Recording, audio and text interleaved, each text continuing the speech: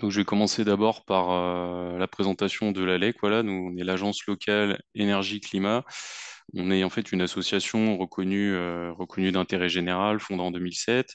En fait, on accompagne différents types de publics sur les questions d'économie d'eau, d'économie d'énergie, développement des énergies renouvelables.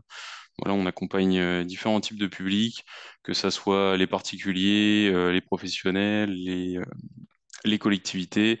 Voilà, on a un nombre de partenaires assez large et on conseille sur les thématiques de rénovation énergétique, d'économie d'énergie, d'économie d'eau, comme j'avais déjà dit, mais aussi d'adaptation à la perte d'autonomie, sur l'alimentation au niveau des écoles et depuis quelques temps sur les mobilités durables. Donc, la LEC, dans ce cadre-là, elle a une mission qu'on appelle l'espace conseil France Rénov'. Donc, c'est le service public de la rénovation. Et la LEC, en fait, est l'espace conseil France Rénov' de la métropole de Montpellier.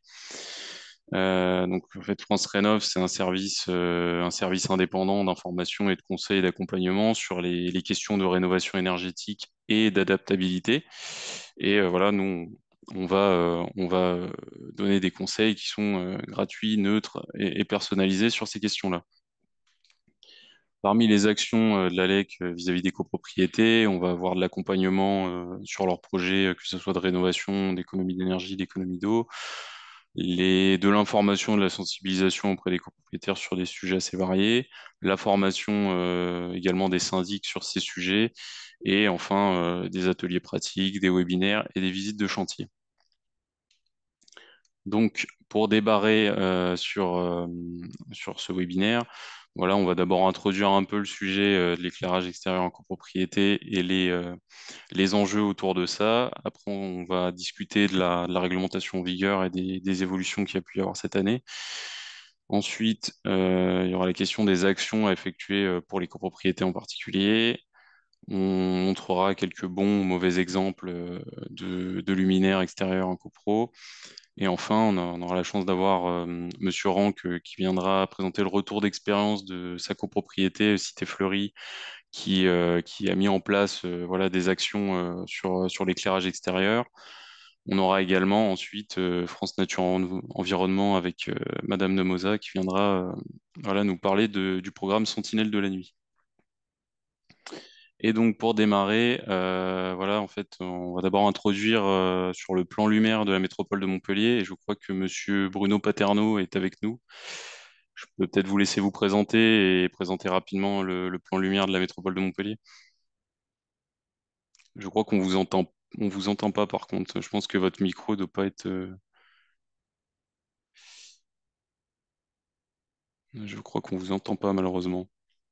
Il y a peut-être un petit Hop, problème de micro. Ah, eh je ben, crois que c'est bon. ben, C'est bon. et voilà, et là vous allez m'entendre. Très bien. Parfait. Merci. Bonsoir à toutes et à tous. Merci beaucoup à l'ALEC pour cette deuxième séance organisée, si je ne m'abuse. Et merci aussi à FP2, à la QE d'être présent et présente pour voilà, venir. Euh, on travaille en fait tous et tout ensemble.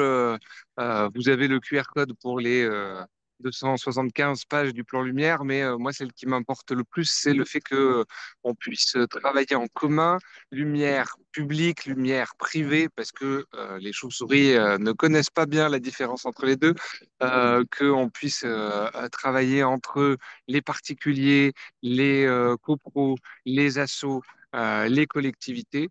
Et, euh, et merci voilà, à la PIE AFNE pour les assos et puis aussi les associations qui ont travaillé avec nous sur l'établissement de la trame étoilée, donc c'est-à-dire tous les endroits, et on a plein de cartos maintenant pour pouvoir définir les endroits où les différents insectes, oiseaux de nuit et chiroptères ont besoin de pouvoir circuler d'un point d'alimentation à un point de reproduction, par exemple.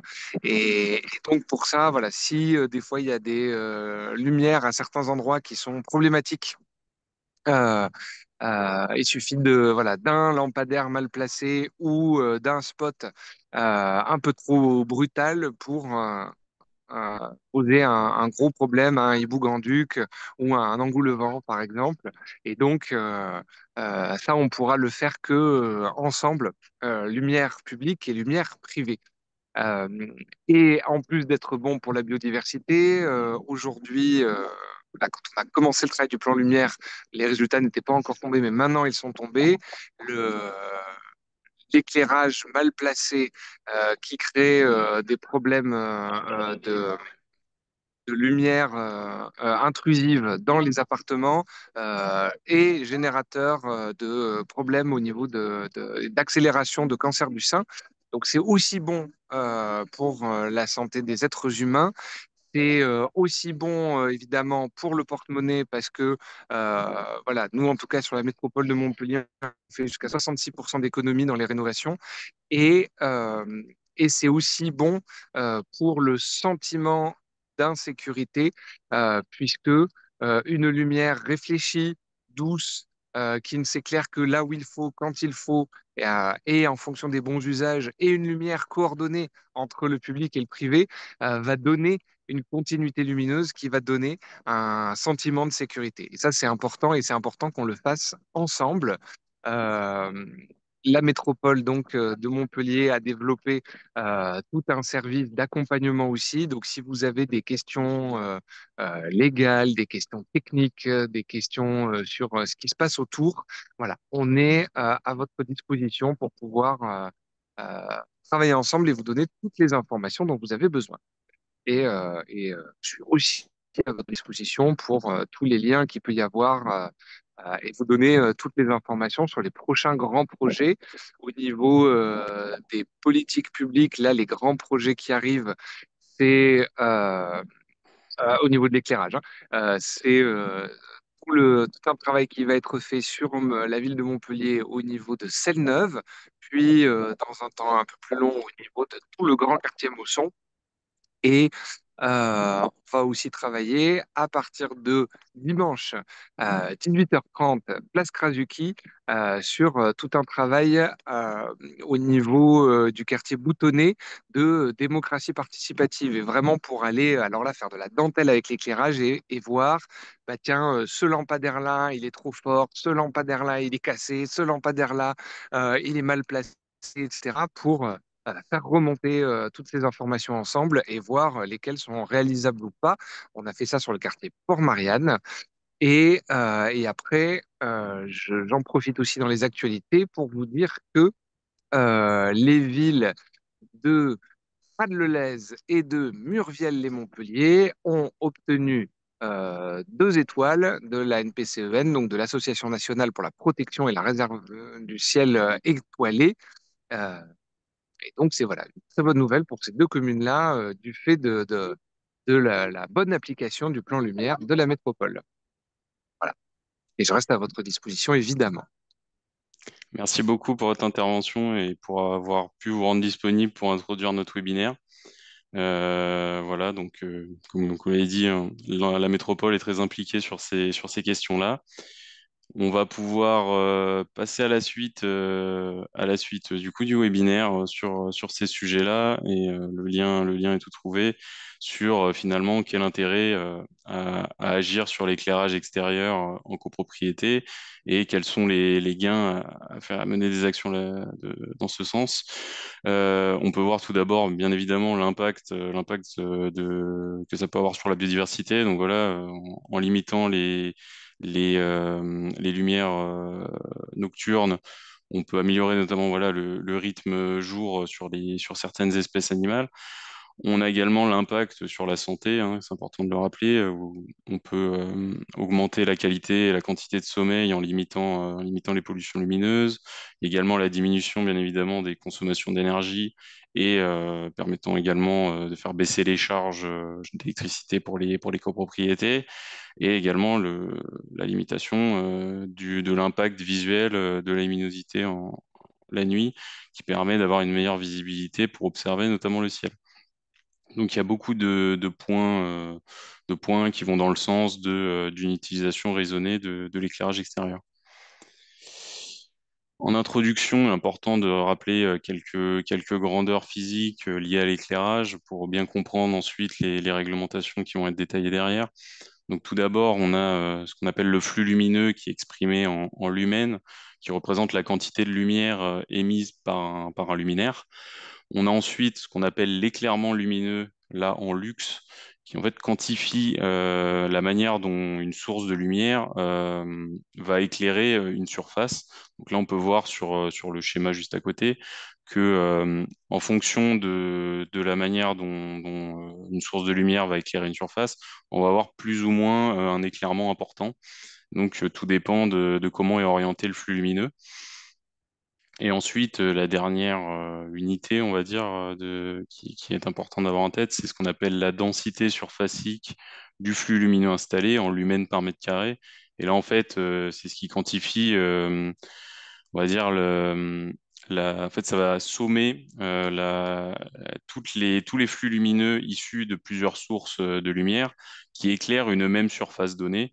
En fait, ça permet, voilà, de quantifier le nombre de flux lumineux pour une surface qui va être éclairée.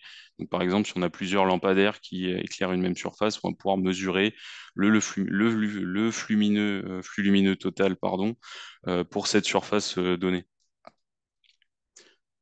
Donc voilà, après avoir évoqué ces quelques grandeurs physiques, on va passer au gros du sujet, qui est la réglementation en vigueur à l'heure actuelle dans le cas des copropriétés.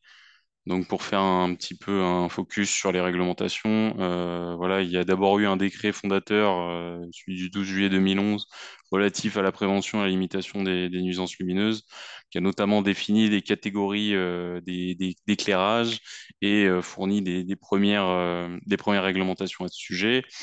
On a eu ensuite, et c'est ce qui va nous intéresser, un arrêté le 27 décembre 2018, là aussi relatif à la prévention, à la réduction et à la limitation des nuisances lumineuses, qui là a fixé des limites physiques à ces nuisances. Et donc, c'est ce qui va nous intéresser. On va pouvoir le décrypter lors de ce webinaire. Hop. Donc, je l'ai évoqué, il y a du coup des catégories d'éclairage définies dans ces réglementations, dont certaines peuvent être rencontrées en copropriété. Notamment, on a les catégories, ce qu'on appelle d'éclairage extérieur, donc ça va être tout ce qui va être voirie, cheminement piéton, sécurité et confort des déplacements. Donc voilà, ça peut être rencontré dans les copropriétés. On a également tout ce qui va être mise en lumière des parcs et jardins, on appelle catégorie B. On a également tout ce qui va être sur les bâtiments non résidentiels. Donc là, ça va être plutôt sur l'éclairage des commerces et des locaux à usage professionnel, notamment les vitrines, qu'on peut rencontrer en copropriété, notamment, on peut le voir sur les rez-de-chaussée de certaines copropriétés.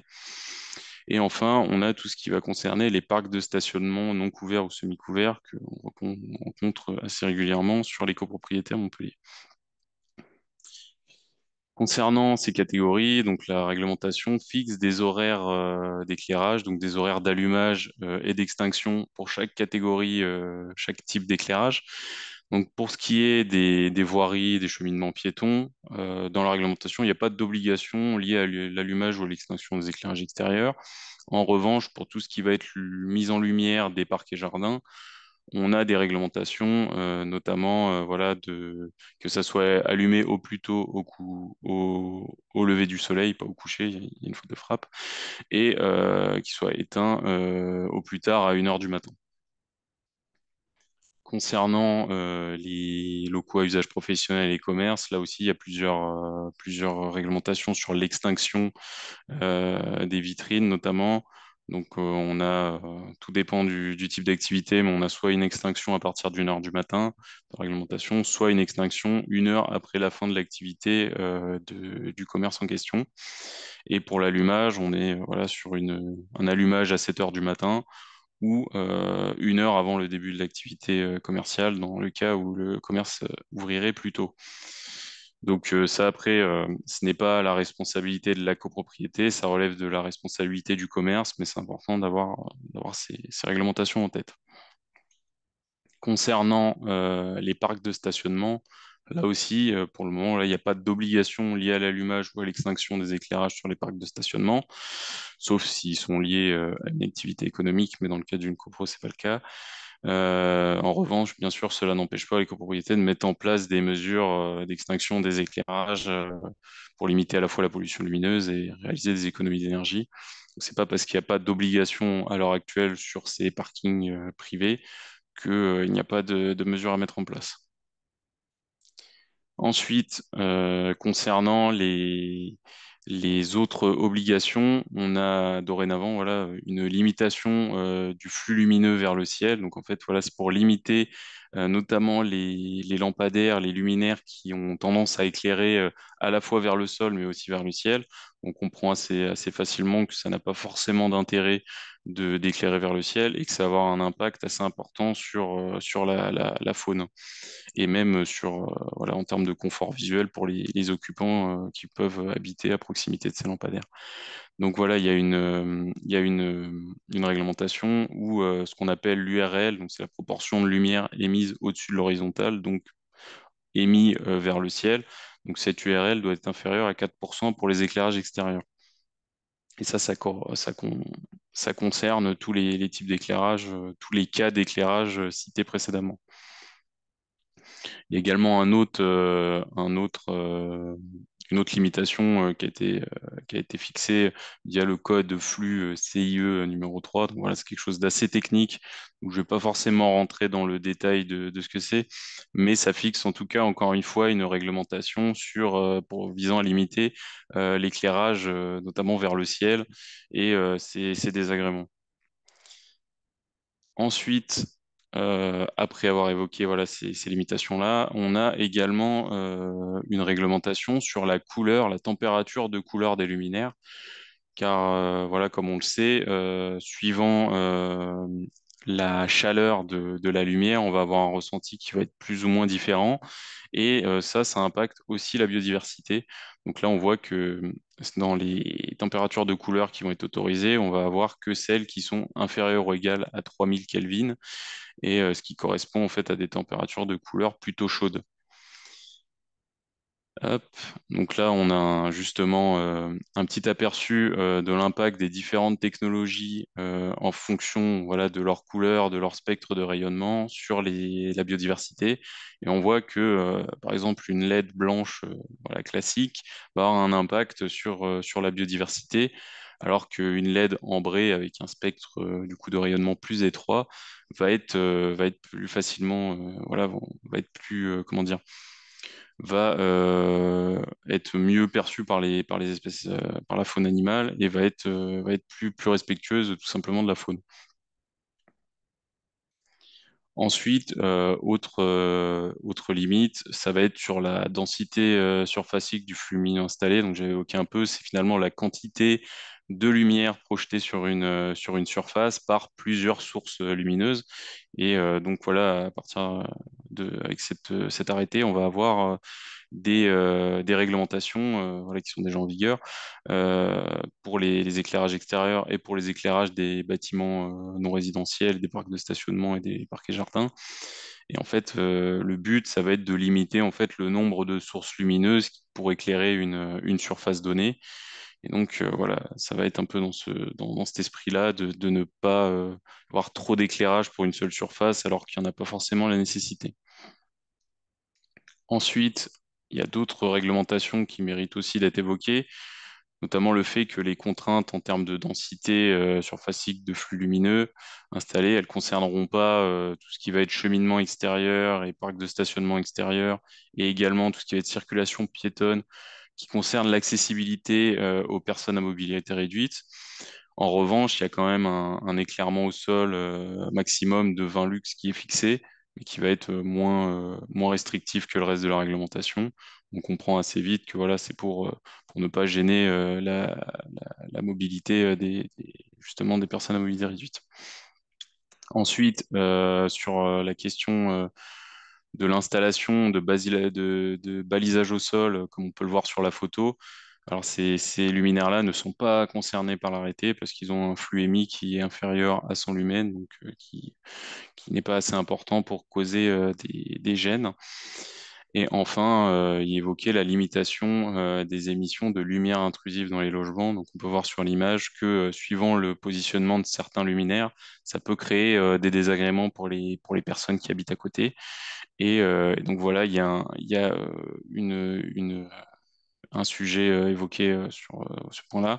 Mais en revanche, on n'a pas de valeur limite prescrite dans l'arrêté sur cette question-là. Concernant les contrôles et amendes possibles pour non-respect de cette réglementation, à l'heure actuelle, dans le texte, il est listé trois types de contrôles. Ça peut être soit la vérification des données techniques, le contrôle visuel et le contrôle par mesure et par calcul. Donc voilà, s'il y a contrôle, le gestionnaire devrait être en capacité de fournir les données techniques suivantes qui sont listées ci-dessous. Je ne vais pas les rebalayer, mais elles correspondent finalement aux réglementations qu'on a pu voir précédemment. Selon du coup le code de l'environnement, s'il y a un non-respect de cette réglementation, la copropriété peut être passible d'une contravention de cinquième classe de 1500 euros maximum par installation lumineuse irrégulière. Donc voilà, il y a quand même un enjeu aussi financier derrière. Et il faut savoir voilà, que le contrôle relève de la compétence de la mairie. Voilà, après avoir évoqué les réglementations en vigueur, on va un peu plus se poser sur les actions à effectuer pour les copropriétés.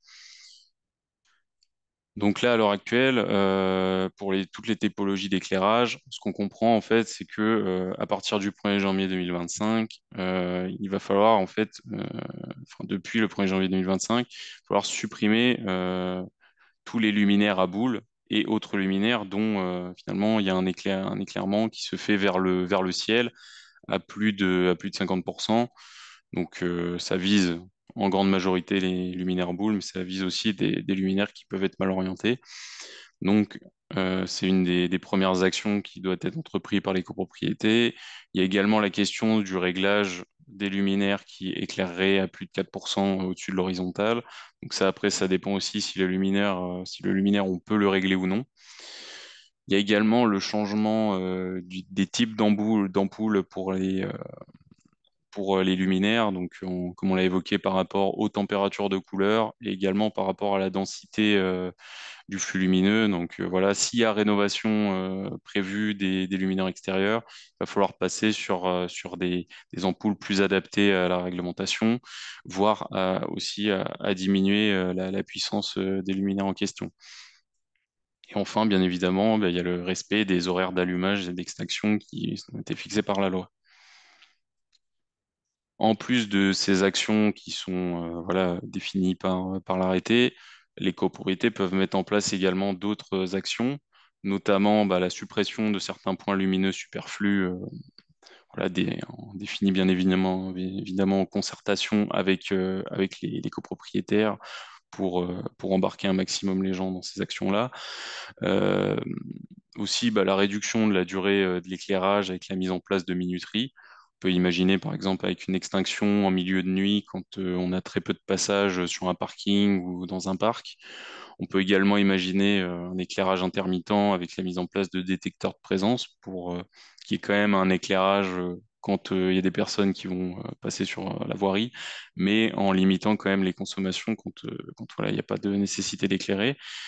Et enfin, on peut aussi parler de la mise en place de dispositifs de réduction de la densité lumineuse en fonction de l'éclairement naturel, donc ce qui permettrait de diminuer l'intensité de l'éclairage en fonction voilà, du lever du soleil, ce qui permet de ne pas fixer finalement des dates, des heures d'éclairage fixes, mais voilà, d'adapter par rapport à l'éclairement naturel.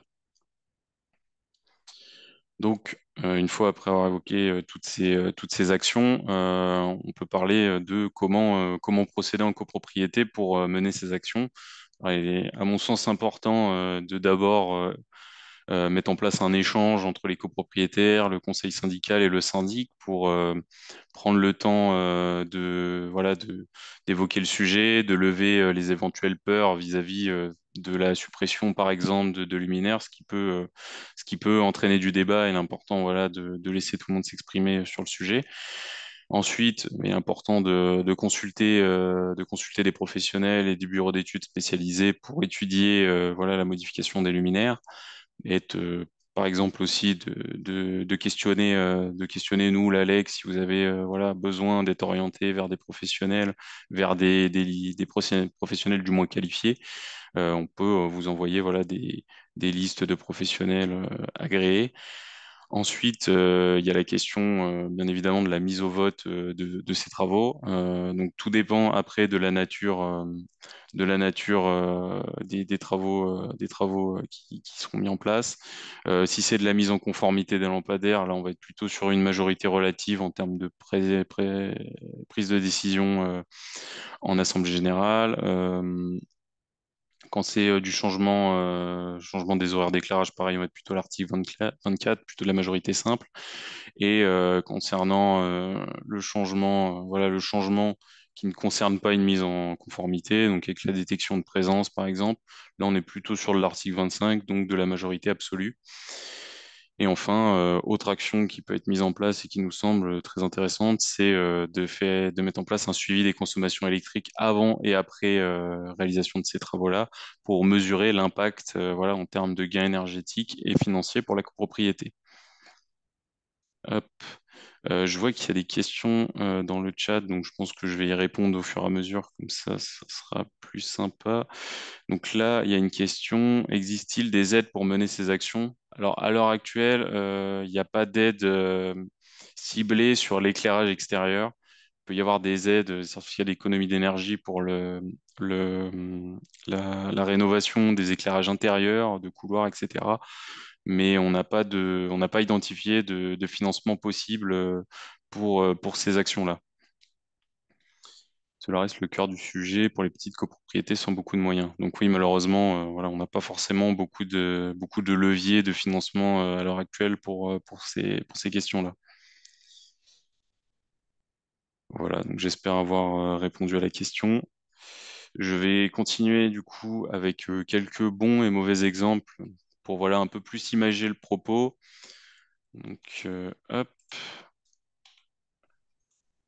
Hop, je suis allé un peu vite. Donc là, on peut voir à gauche un luminaire boule. Donc on comprend assez rapidement que ce luminaire éclaire à la fois le parking, mais va éclairer aussi le ciel, va éclairer la façade à côté. Donc on voit voilà, notamment qu'il y a la moitié du flux lumineux qui est dirigé vers le ciel, ce qui n'est pas, ce qui n'est pas optimal alors qu'on peut aller sur voilà, des lampadaires avec un flux lumineux maîtrisé vers le sol, ce qui évite du coup des désagréments à la fois aux personnes qui habitent aux fenêtres à côté, et également voilà, de limiter l'impact sur la faune et sur le ciel. Là aussi, on peut voir pareil sur un éclairage en mural, qu'on a également voilà, un éclairage qui va pas être optimal, qui va éclairer quand même en majorité vers le ciel. Donc là, on peut aussi imaginer des appliques un peu plus adaptées et qui limitent le flux lumineux. De même, voilà, avec un autre type de lampadaire où on a voilà, des flux qui vont être plus ou moins bien orientés. Donc, il est important voilà, d'aller sur des solutions plus adaptées. Voilà, si jamais vous avez des questions sur cette partie réglementation, solution, n'hésitez pas à les poser dans le chat. On prendra le temps d'y répondre. Et si c'est bon pour vous, je vais pouvoir laisser la parole à Sébastien Rang de l'APIE, qui va pouvoir présenter le retour d'expérience de sa copropriété, la cité Fleury. Et donc, je lui laisse la parole. Oui, bonjour à tous. Donc, comme merci Yvan pour toutes ces précisions. Donc, moi, je suis copropriétaire donc, d'un appartement dans une copro qui s'appelle la Cité Fleurie à Montpellier, au quartier Croix d'Argent. Et j'ai également participé au conseil syndical il y a quelques années, durant lequel, en fait, durant une réunion, un copropriétaire, membre du CS, nous a demandé qu'est-ce qu'on pensait du fait de nettoyer nos lampadaires boules qui étaient pleins de poussière.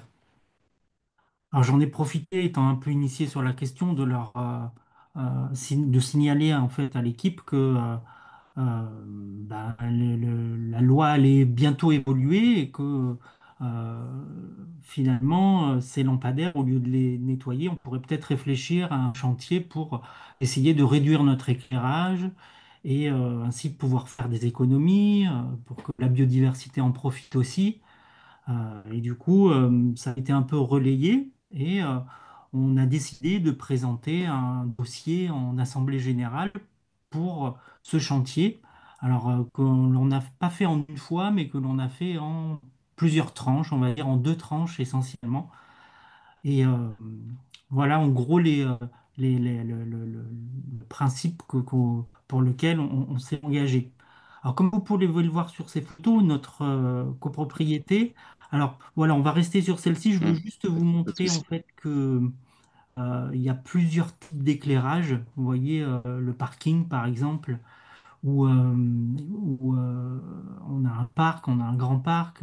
Ici, l'éclairage est double, à la fois orienté vers la voiture, mais on le voit un petit peu aussi, il y a un halogène qui est juste au-dessus euh, de l'éclairage du parking. On avait des bornes dans le grand parc, et puis les halls d'entrée également qui étaient munis de spots pour allumer la montée d'escalier. Voilà. Donc, si tu peux, Yvan, Oui. passer la diapo suivante. Donc, l'idée, ça a été dans un premier temps de faire un diagnostic, de faire un état des lieux des points lumineux de notre résidence. Parce qu'on, bon, les plans étaient, c'est une résidence qui date des années 70. On n'avait pas à disposition les plans de l'éclairagiste de l'époque.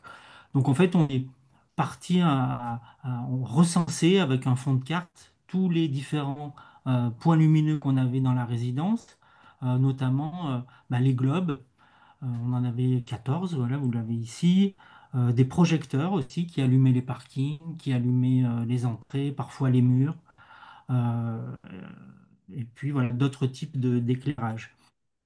Il se trouve que, ne serait-ce qu'en faisant cet état des lieux, ben, on le savait déjà, on éclairait un peu trop dans la copro, et notamment avec en plus des éclairages qui faisaient doublon, hein, comme on a pu le voir sur la diapo précédente, avec une place de parking qui était allumée par deux points lumineux différents, hein, au même endroit et toute la nuit. Donc on s'est donc posé à la fois la question de qu'est-ce qu'on a comme point lumineux, comme lampadaire, comme matériel, et qu'est-ce qu'on pourrait faire pour justement bah, faire baisser la facture, quoi, qui était à peu près de 1200 euros euh, annuels.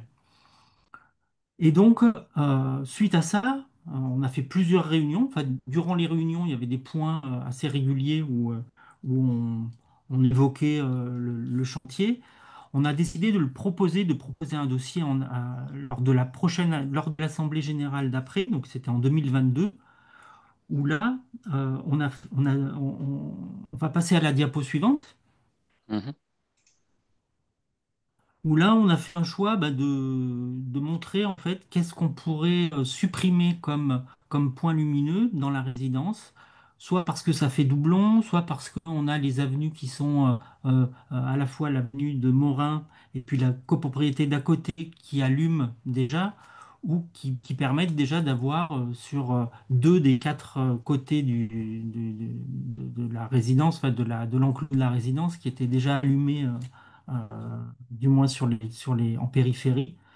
Et du coup, on a proposé de supprimer les points lumineux. Ça a été la première mesure qu'on a soumis au vote. Et puis aussi, ben, ça c'est plutôt de la réduction hein, de, de- de points lumineux, mais aussi l'extinction au milieu de nuit. C'est-à-dire à partir de minuit, euh, euh, comment dirais-je, en milieu de nuit, ben, éteindre complètement jusqu'au petit matin hein, la résidence.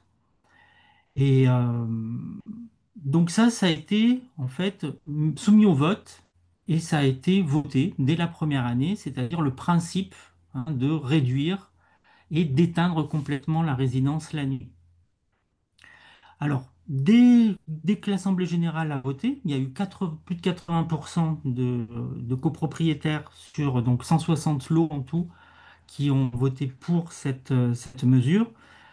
Quasiment quelques semaines après le vote, on a donc débranché les lampadaires globes et les projecteurs halogènes que vous voyez ici, euh, sans procéder au remplacement du matériel. Ça, on l'a fait dans une seconde année où on a proposé plusieurs devis concurrentiels pour en fait réadapter les lampadaires qu'on avait choisi de laisser en place.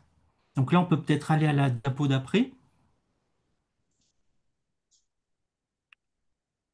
Au total, on a gardé, vous voyez, 8 lampadaires.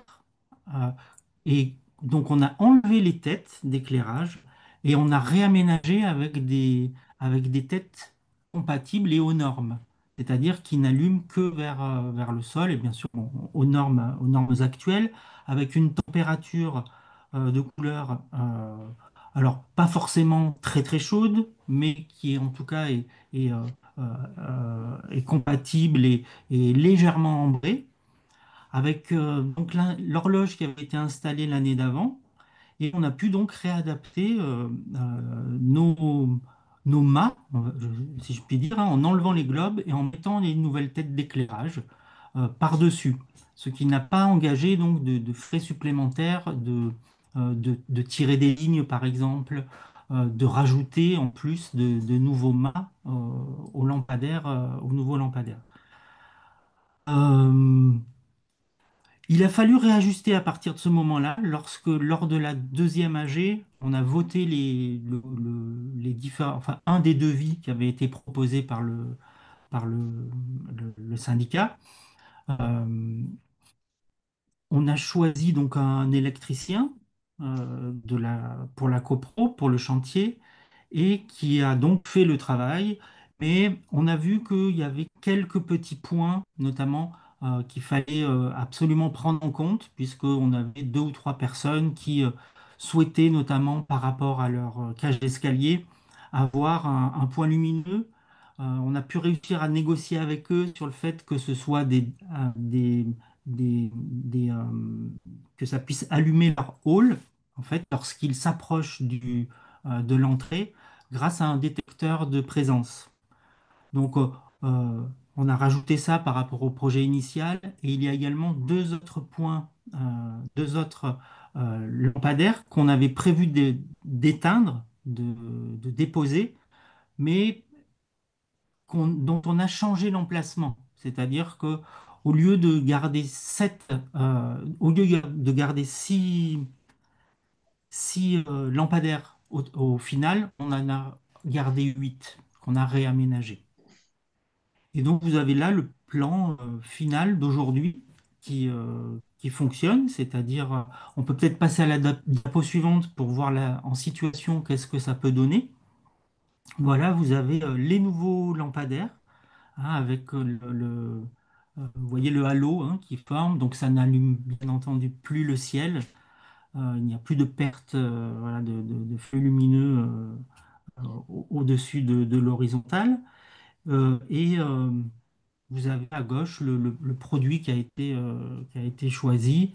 Hein.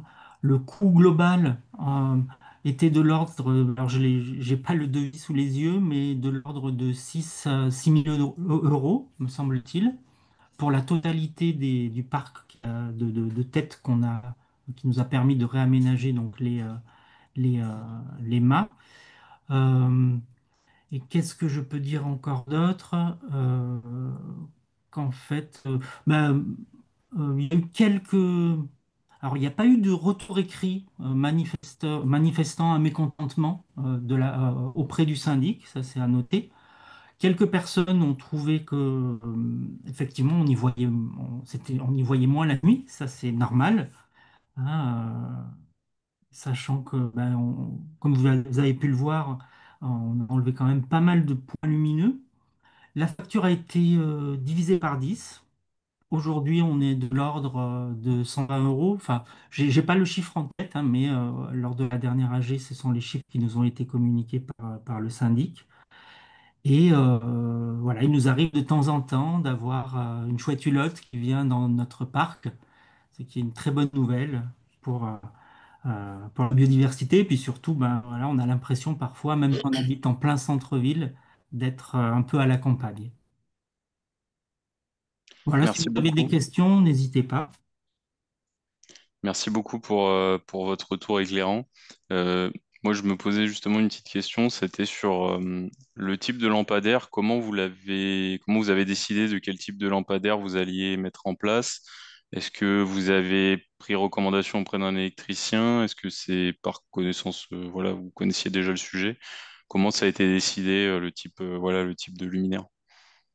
Oui, alors le type de luminaire, donc je suis un peu initié au sujet, donc cela m'a permis aussi donc il y avait des contraintes de coût, bien sûr, le point de vue économique, sachant qu'on a pris nous le budget sur le financement de la loi Allure, c'est-à-dire qu'il Mhm, n'y a pas eu un appel de fonds spécifique, ça a été pris sur le fonds Allure, le fonds de travaux. Et donc les copropriétaires, entre guillemets, n'ont rien eu à sortir pour l'éclairage en termes de financement. Euh, et pour en revenir au matériel, ça tombait bien, dans le conseil syndical, on a un électricien qui a pu nous fournir, et c'est lui d'ailleurs qui a été choisi lors lors du choix en fait, du matériel qui a pu nous fournir en fait, enfin, des fiches techniques que vous mhm, voyez à gauche. Il nous en a proposé trois ou quatre, hein. Et au niveau du coût, c'était celui qui correspondait le mieux par rapport aussi à l'esthétisme. Et aussi, ils étaient adaptables sur des mâts existants, ce qui n'est pas toujours le cas, hein. Donc ça, c'est à prendre en compte, effectivement, parce que ça fait baisser le coût. mhm, bien sûr. Je Voilà, crois. j'espère. Est-ce que je vous ai répondu concernant le matériel? Oui, oui, c'est très bien, merci. Justement, je rebondis parce que c'était une des questions dans le chat. C'était, enfin, d'abord, il y avait est-ce qu'il existe des réverbères LED autosuffisants avec des cellules photovoltaïques? Alors, je sais qu'il existe des luminaires avec des cellules photovoltaïques pour faire baisser la consommation. Autosuffisant, ça, j'ai pas l'information. Ça me semble peut-être un peu complexe, sachant que bah, forcément, ils vont fonctionner majoritairement la nuit, donc limite, soit avec des systèmes de batterie, mais ça me paraît un peu compliqué. Mais en tout cas, oui, avec des cellules photovoltaïques sur le dessus, ça existe. Ça permet de diminuer les coûts, les consommations électriques. Et justement, oui, la question, c'était dans ce vaste chantier, devons-nous respecter un type de modèle? Bah, j'ai envie de dire oui, il faut respecter un modèle qui voilà, qui respecte les réglementations que je vous ai décrites avant.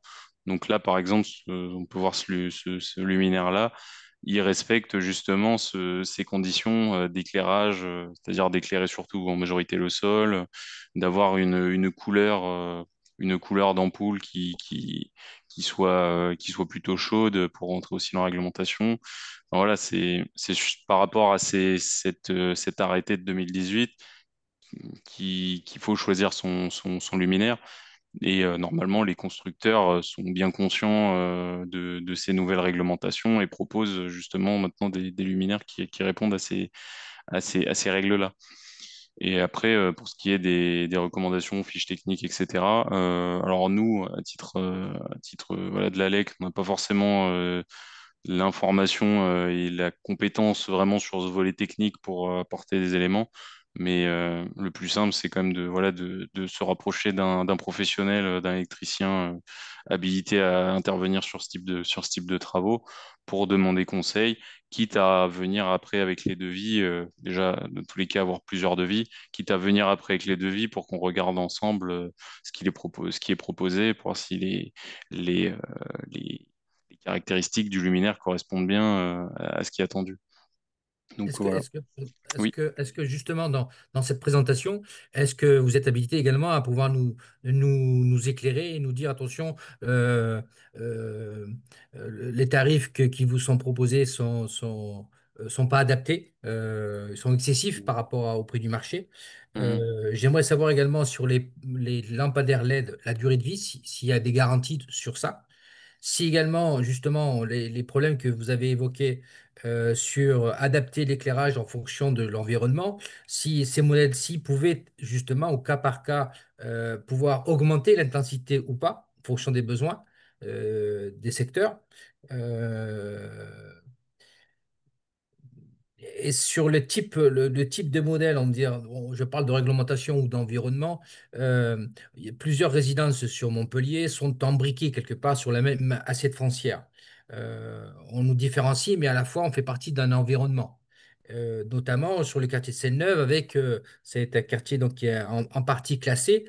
Est-ce qu'il y a, voilà, est-ce que la mairie ne légifère pas quelque part sur un type de couleur ou un type de modèle pour pour assainir un petit peu le marché sur Montpellier, parce que si vous laissez ouvert, ça peut être également sujet à problème.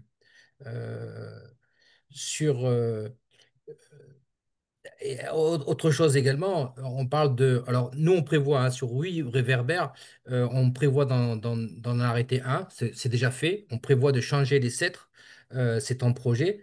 La consommation annuelle, nous, elle est de 750 euros, on va dire 100 euros par an. Elle ne nous semble pas excessive. Mhm. La problématique qui est la nôtre, majeure, c'est la sécurité. Devoir éteindre par minuterie ou quoi que ce soit la nuit, euh, je trouve pas ça serein sur les personnes qui habitent la résidence au niveau sécurité. Quand on voit que, malheureusement, hein, voilà, si on vient Mhm. appeler à les forces de l'ordre à intervenir, il n'y a qu'une patrouille et ils sont jamais disponibles. Mhm. Donc ça, je ne vois pas de bon augure. Qu'on puisse attaquer, oui, la pollution lumineuse ou l'orientation, c'est une bonne chose. Euh, je vois bien que le but, c'est pas tant de faire des économies, parce que les économies sur la taux de rentabilité, je pense pas qu'il va être là. Mais moi, j'envisageais beaucoup avec le type de réverbère en fonction de leur emplacement. Quand ils sont à l'intérieur de la résidence, donc c'est résidentiel, une certaine esthétique, et toutes les réverbères qui pourraient être dans les voies de circulation, de parking, d'éclairage extérieur, eux, sur une qualité moindre, plus adaptée. Parce que très souvent, ben, ma foi, pour le vivre hein, au quotidien et investi, ce sont très souvent des voitures qui sont vandalisées. On aura peut-être plus besoin d'éclairage justement sur ces emplacements extérieurs que sur la scène de la résidence auquel la plupart, et ça a été évoqué, nous sommes contraints de pouvoir afficher en façade des appliques pour éclairer avec détecteur cette fois-ci, bien sûr, Mhm. l'entrée de la résidence. D'accord. Alors c'est vrai que pour le coup, forcément, tout dépend bah, de chaque contexte où toutes les solutions sont pas forcément reproductibles à chaque fois. C'est sûr que voilà, il y a aussi une question de voilà de sécurité, ce qui peut être des fois difficile aussi et qui forcément faut adapter la luminosité par rapport à ça. Je le comprends très bien. Après, voilà, c'est aussi du cas par cas. Si l'extinction complète, c'est pas envisageable pour diverses raisons, on peut diminuer la puissance lumineuse. Voilà, on peut quand même travailler sur les ampoules, passer sur des systèmes LED un peu plus avec des lumières plutôt plus chaudes. En fait, il y a un gros travail déjà de voir ce qui est envisageable ou non dès le départ et de pas forcément, voilà, là c'est un cas particulier d'une copropriété, mais après, bien évidemment, on peut pas forcément tout mettre en action de la même manière sur toutes les copropriétés. Enfin, nous, pour Mm. notre cas, excusez-moi, je vais parler personnellement, hein. Nous, notre cas, Mm. ça va être de changer les maps, parce qu'ils sont attaqués, pour tout vous dire, ils sont attaqués pour certains par la rouille de Mm. l'arrosage et des pluies. On va donc pas changer les mains et également, bien sûr, les têtes. Les têtes, pour Mhm. nous, ça va être du tout LED. C'est pas des D'accord. ampoules. Oui, bien sûr. Donc, est-ce que dans les toulettes, justement, et de le dossier que vous avez pu avancer, est-ce qu'il en existe, moi, qui nous permettent de pouvoir ajuster, justement, et à mesurer au niveau de l'éclairage? Mm. Ça serait tout bénit quelque part. Parce que voilà, Oui, bien sûr. on fait le vœu on investit, c'est installé. Une fois que c'est installé, on se rend compte que bien, même si normalement les électriciens qui sont habités à ça ont un logiciel qui permet justement de donner le faisceau par rapport à la hauteur et le plan d'éclairage, la luminosité, de nous apporter ça. Mais des fois, on peut être amené quelque part à revoir et corriger cette intensité. Mhm. Si en amont, quelque part, ce produit-là le permet, Oui, ça, vous cherchez ça, plutôt quelque chose d'adaptable, Alors, si d'adaptable je, dans le si je temps. peux me permettre, sur le lampadaire que nous, on a proposé, en bas, je ne sais pas si vous voyez, il y a une petite phrase qui explique que ce produit peut être programmé afin d'adapter sa luminosité et sa consommation tout au long de la nuit. Ouais. Donc, je pense que ça dépend beaucoup du choix du matériel, Mhm. quant au fait qu'il soit possible de baisser ou pas l'intensité lumineuse. Ah oui, complètement. Et c'est sûr que voilà, suivant le type de matériel, on a la possibilité d'adapter ces choses-là. Après, il y a des possibilités justement de faire de la programmation, même si vous le souhaitez, pour que ça soit automatique. Ça dépend après de ce que vous attendez, mais ça va pour le coup dépendre du produit que vous recherchez. Ouais. Je sais pas après si soit le but c'est il y a encore un peu voilà, encore quelques diaporamas, enfin quelques diapos sur le diaporama. Vous pouvez soit nous, à la limite, nous recontacter pour qu'on refasse le point ensemble, plutôt sur un conseil, voilà, personnalisé à votre situation. Je pense que ça sera plus simple, plus simple. Et comme ça, on peut dérouler.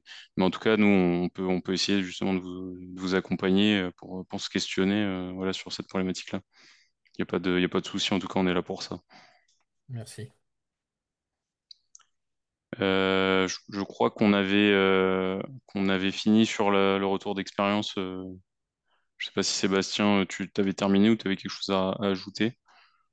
C'est bon pour moi, hein, on peut poursuivre. N'hésitez pas si vous avez des questions. Merci beaucoup. Donc on va passer hop, à la dernière partie du diaporama et du webinaire avec Lydie Nomosa. Je te laisse te présenter, je pense que ça sera plus simple. Merci, bonsoir tout le monde.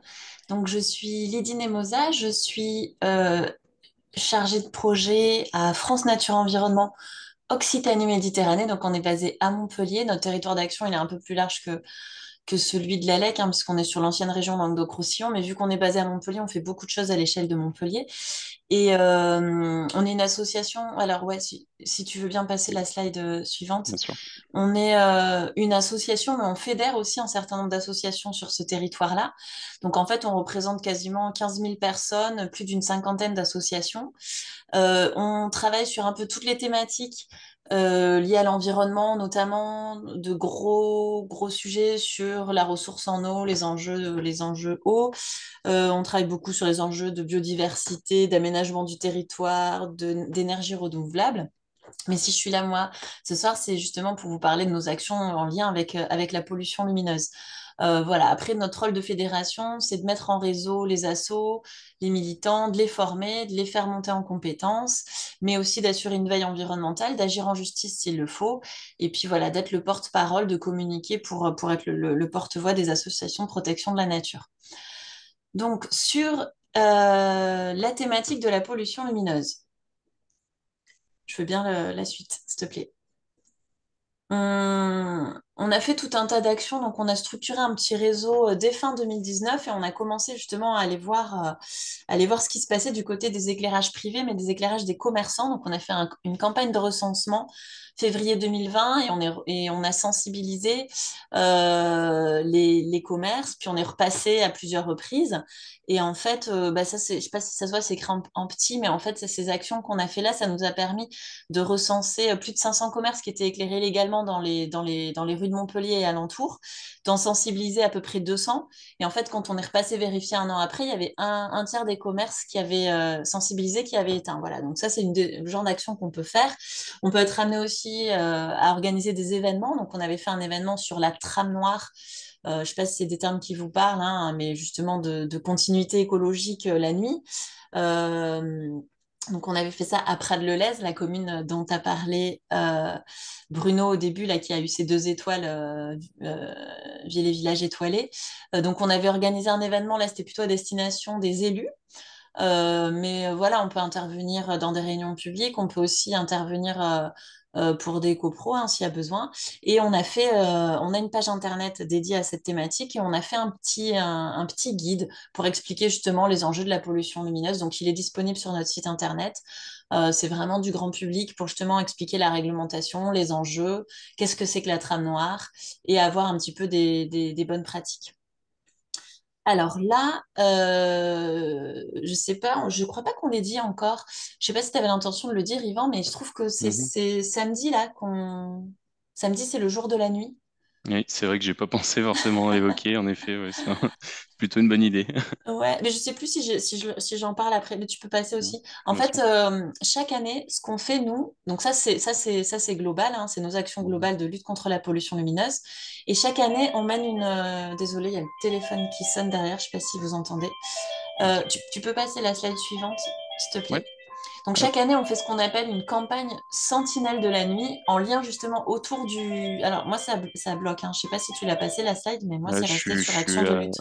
je suis à celle pollution lumineuse dans Sentinelle de la nature. Ah oui, Là, ok. c'est bon? Ok, donc c'est moi qui suis allée trop loin. Alors attends, remonte sur celle d'avant parce qu'en fait, pardon, ça n'avait pas défilé pour moi. Là, je suis sur Sentinelle de la nature. Là.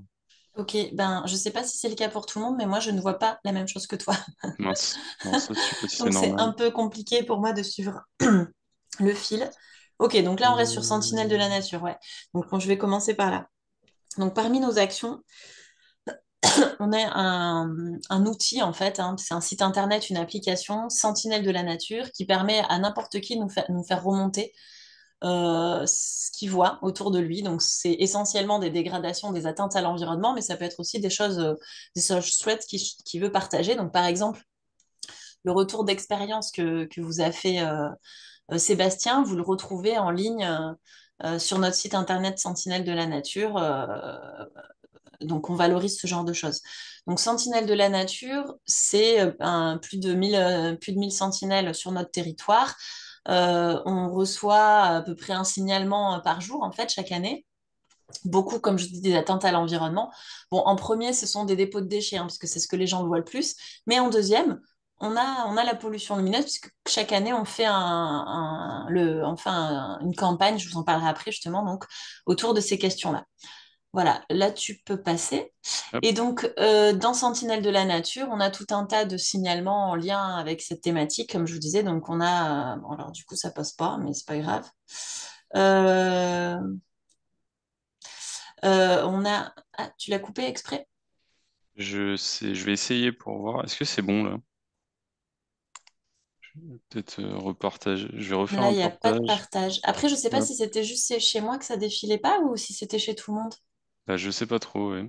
Est-ce que vous Non, non. voyez mon écran là maintenant? Alors là, pollution lumineuse sentinelle, ouais, c'est ça. Ok. Donc, les signalements publiés, on a plus de 160 signalements et une cinquantaine d'initiatives. Donc, au début, on était quand même très, très branchés sur les commerces. Et puis, l'an dernier, on est allé sur les lampadaires boules. Et puis, je vous dis, les initiatives, c'est les villages qui éteignent la nuit et qui éteignent et qui font des actions un petit peu favorables. Je veux bien la slide suivante.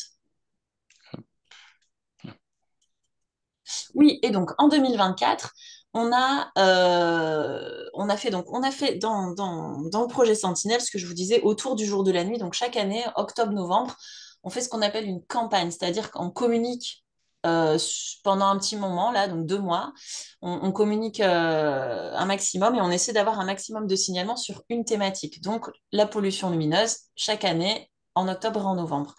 L'an dernier, donc avec l'objectif de recenser le plus d'éclairages illégaux ou nuisibles. L'an dernier, on a ciblé sur les lampadaires boules parce que, alors du coup, en prévention, en disant, bah, en fait, on est en octobre, novembre 2024, enfin, ça va être interdit. Ces lampadaires boules vont être interdits en 2025, donc on vous informe. pour que vous puissiez vous mettre aux normes.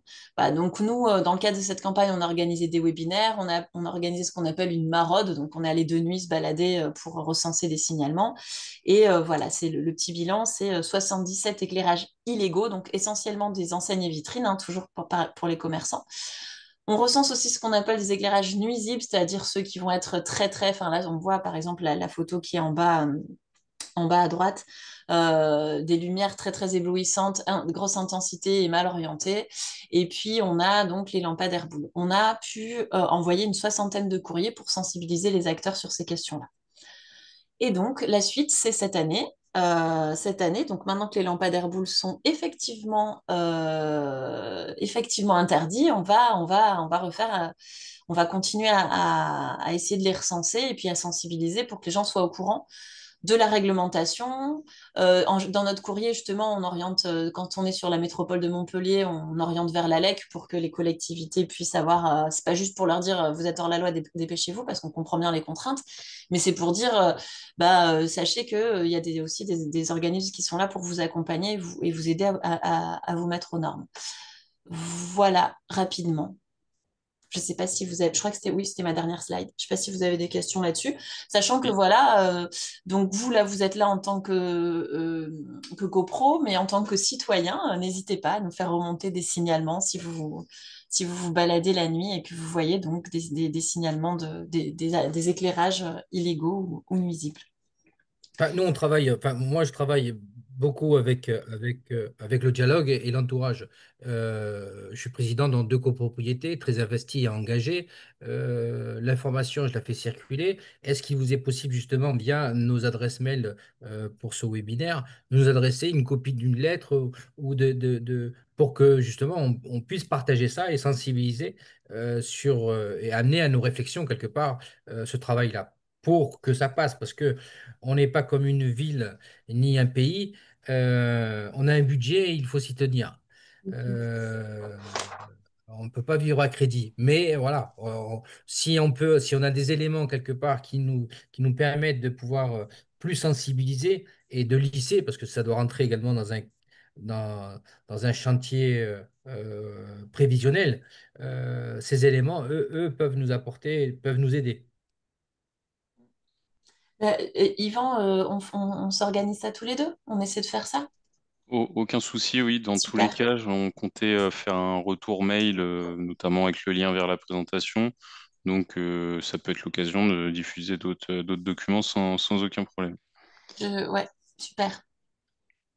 Et on pourra en profiter en même temps pour peut-être parler aussi du jour de la nuit, voilà, qui sera organisé entre le 11 et le 15 octobre, et dans différentes communes de la métropole de Montpellier, et qui du coup fait écho justement à ce webinaire. Et bah, merci beaucoup pour ces explications et félicitations pour votre travail.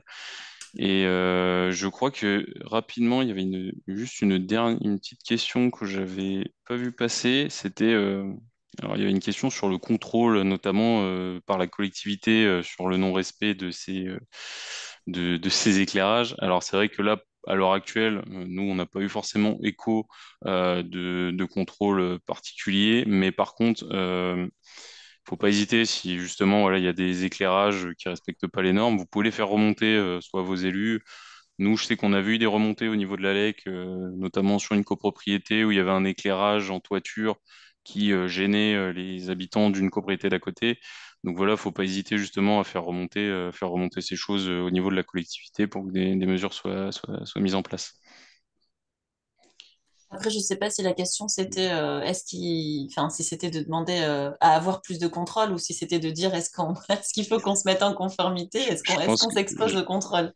Je pense que c'était plutôt la deuxième option. C'est vrai que voilà, est-ce qu'il va y avoir un contrôle systématique? Moi, j'ai pas la réponse. C'est dommage que M. Paterno Alors, est plus dans le petit webinaire. élément de réponse rapidement, parce que donc à la métropole de Montpellier, il y a, alors ça c'est plus pour les commerçants, mais en fait, enfin, il y a un règlement local de publicité. Et donc là, au niveau de Montpellier, il y a une police, donc à l'échelle de la métropole, ils ont 5 personnes, mais qui sont pas à temps plein et qui sont là pour faire appliquer ce règlement local de publicité. Donc par exemple, tout ce qui va être enseigne. ça peut être contrôlé, mais le problème, c'est que les mecs, ils travaillent pas la nuit. Donc, Mm. voilà. Donc, nous, clairement, il nous l'a dit, c'est plutôt par rapport à la taille des enseignes, à la taille des pré-enseignes, des choses comme ça, mais sur les questions de lumière. Et puis, ils travaillent, en fait, ils agissent à Montpellier même, pas dans les autres communes de la métropole. Donc, ça, c'est pour la police juste pour la publicité. Mhm. Après, c'est pouvoir de police du maire. Mhm. Voilà, donc c'est pouvoir de police du maire. Moi, à ma connaissance, déjà, les commerçants, parce que moi, c'était là-dessus que je me battais depuis des années. Déjà, les commerçants qui ont un peu plus de moyens pour certains hein, que les collectivités. La Mhm. réglementation, ils sont concernés depuis 2012 ou 13. Même là, on n'arrive pas à avoir de contrôle. Après, c'est très politique. Hein, voilà, donc on n'arrive pas à avoir de contrôle ou de sanctions. Donc, on y travaille à cette échelle-là. Je pense qu'effectivement, vous ne vous exposez pas à des contrôles et peut-être à de la sensibilisation. On va essayer d'y travailler justement. Après, l'idée, c'est quand même de se dire, enfin, avec le retour que nous a fait Sébastien, voilà, c'est de se dire que c'est quand même bénéfique pour tout le monde. Et puis là, enfin, moi, je ne l'avais pas noté, parce que les dernières fois qu'il avait fait son intervention, il nous avait dit qu'ils espéraient un gain. Mais là, la facture d'électricité divisée par 10, alors effectivement, c'est un investissement au départ, Mhm. mais au final, ben, je pense que là, le truc a été quand même rentabilisé, quoi. Donc voilà, c'est quand même des choses qui sont intéressantes à faire. Oui, Moi, au bien niveau sûr, c'est coût, sûr que. j'y vois également beaucoup un aspect esthétique, une valorisation du patrimoine quelque part. De changer, parce que ces boules, ben, elles sont affreuses hein, au demeurant, hein, ou celles qui sont brûlées par le soleil et autres. Vous nous dites que en janvier 2025, elles sont interdites. Certes, elles sont interdites à la vente. Euh, Celles qui sont en place, Elles doivent être remplacées à partir du 1er janvier. Ouais. Donc, c'est même pas interdite à la vente, c'est qu'elles doivent être remplacées. C'est ce qui est décrit en tout cas dans la réglementation. Ouais. Alors, après, est-ce qu'elles sont toutes remplacées à l'heure actuelle? Bien évidemment que non. Mais en tout cas, elles devraient l'être vis-à-vis de la réglementation. Puis, Après, on voit bien toutes les problématiques qu'elles engendrent. parce que après, bon, l'information, on la découvre, oui. d'accord, à quelques mois de, Oui, après, de cette fin d'année. Les nombres de lampadaires boules sur Montpellier, ça se compte par milliers. Les fournisseurs ne seront pas là et les techniciens ne seront pas là, tous là au 1er janvier au garde à vous. C'est improbable, c'est impossible. oui, après, comme on le Non, disait, non, mais c'est déjà valable, hein, pardon. C'est Mm, déjà interdit, parce que c'était janvier 2025. Donc, oui. en plus, ça fait déjà plusieurs mois que c'est interdit. Après, Mhm. vous avez plusieurs possibilités. Moi, justement, la dernière fois, j'avais vu, donc j'habite Juvignac. À Juvignac, ils les ont pas enlevés. Mais ce qu'ils ont fait, c'est qu'ils ont mis un espèce enfin, ils ont couvert tout ce qui était supérieur à l'horizontale. Donc, enfin, c'est une façon de faire à moindre frais, quoi. Parce que du coup, ils respectent la réglementation dans le sens où ils ont vraiment Ils ont mis un mis chapeau. une couverture, ouais, un Mm, chapeau. On dirait que c'est presque un gros scotch noir, là, enfin, posé directement sur la boule et qui fait qu'en fait, la lumière, elle est vraiment orientée que en dessous de l'horizontale, donc ils respectent la réglementation. Je sais pas, ça, je pourrais peut-être essayer de demander quand est-ce qu'ils ont fait ça, combien ça a coûté pour avoir leur retour. Mais il y a moyen de faire ça. Après, il y a aussi moyen de mm, juste pas les allumer. Parce que moi, ça aussi, quand on passe là, moi j'en ai vu en fait, on les voit la journée, on se dit, ah mince, il y a un lampadaire boule là, et puis quand je passe la nuit, en fait, il est pas allumé, quoi. mhm, Donc, Ben, moi, ce que je vois, hein, c'est les retours. Hein, d'accord? Dans mon quartier, tout le monde me connaît et dès lors qu'il y a un problème, il s'adresse à moi. Nous avons un réverbère qui est en panne, il ne se passe pas 24 heures si je ne suis pas informé et ça sonne. Donc, il y mhm, a réellement un besoin quelque part. Hein. Bon, je vous dis, hein, sur les 8, j'ai bataillé, mais il y en a un qu'on va supprimer parce qu'il fait doublon avec un éclairage public qui est à mhm. proximité. Donc, j'ai pu le faire valoir ainsi. Euh, mais l'éteindre, Oui, c'est sûr que ça peut être compliqué hein, dans certains cas. On est bien conscient de ça. Hein. si je Mais, prêche là-dessus, le jour où il y aura un accident, c'est à moi qu'on va voir, quoi. Mm. bien sûr, compréhensible. En tout cas, c'est pour ce qu'il faut retenir, voilà, c'est qu'il y a forcément une réglementation qui est là et qui existe, mais on va pas, enfin, on n'est pas là dans un but vraiment coercitif, c'est plus de voilà, montrer quel intérêt il y a à agir sur ces lampadaires-là, quels sont les gains à la fois pour les copropriétaires, à la fois en termes de biodiversité, à la fois même juste en termes de confort visuel, pour pouvoir regarder le ciel la nuit et pouvoir voir ne serait-ce que les étoiles. Donc il y a il y a plein de gains plus que juste rentrer dans une obligation. C'est aussi un peu ça le message du webinaire. Même si bien évidemment, c'est aussi dans ce cadre-là qu'on avait décidé de le faire. Je sais pas après s'il y a d'autres éléments, d'autres Si, questions. si, ben justement, Vas-y. on est toujours, donc, tout l'aspect également, on retourne sur l'aspect coût financier. Hmm, Est-ce que la métropole, par son poids, pourrait, quelque part, parce que c'est à l'échelle de la ville, négocier sur déterminer, nous faire le choix, nous proposer un ou deux modèles qu'il aurait donc négocié, parce que ça se chiffre voilà, à 10 000, 20 000 exemplaires auprès des grands fournisseurs sur la place, de façon à ce que voilà, ça nous inciterait quelque part, à passer par le biais d'eux et d'avoir un prix voilà, à l'échelle. Euh, à la plus grosse échelle hmm. que les petites copropriétés qui, elles, n'auront pas ce poids tel que le précédent euh, copropriétaire qui nous a fait sa présentation. Hmm. Alors, je comprends. Ça Bah, peut être du ouais, gagnant-gagnant. bien sûr. Alors, moi, je peux pas m'exprimer, bien évidemment, à la place de la métropole, parce que voilà, nous, on n'est pas la métropole directement. Si vous voulez faire remonter ces éléments-là, comme ça peut être dit tout à l'heure, c'est que voilà, monsieur Paterno, là, qui est élu de la métropole, est preneur de remonter sur ces sujets-là, de prendre le pouls des habitants de la métropole sur ces questions-là, et vous pouvez très bien lui soumettre des propositions, voilà, faire remonter vos problématiques. Je pense ils seront tout à fait contents de les écouter. Il a mis Donc, son il a, mail dans le chat. voilà, justement, ouais. Vous Donc pouvez lui si, écrire directement. exactement. Le tram noir, c'est par rapport à la ligne. Non, pardon, quand j'ai parlé de tram noir, j'ai ajouté après, c'est de la continuité écologique. En fait, on parle de tram verte et bleue, de tram noir.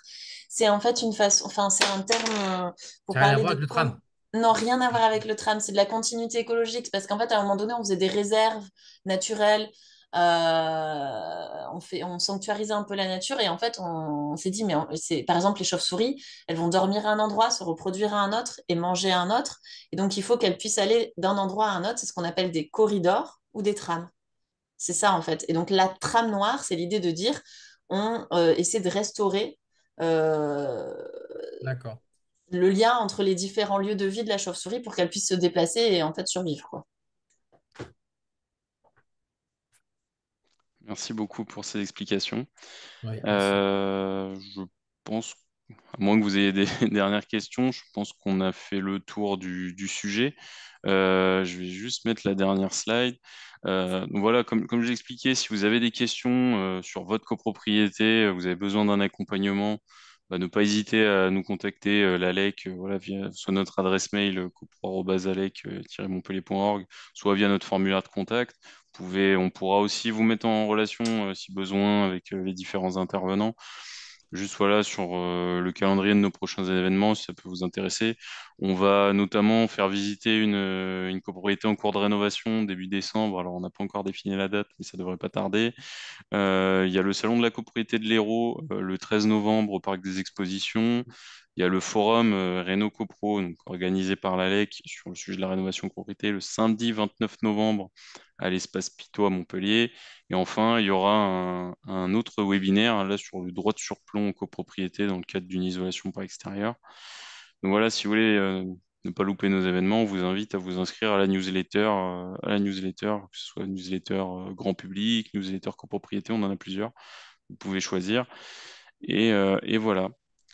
Et je tiens bien évidemment à remercier nos intervenants, comme Sébastien Ranck ou Lydie Nemosa, et également bien évidemment Bruno Paterno, élu de la métropole de Montpellier, qui a pu se rendre disponible dans son agenda, ma foi, très chargé. Je vous remercie et je vous souhaite une bonne soirée. Merci à toi. Merci à tous, merci à vous. Merci, au revoir. Au revoir. Merci, au revoir.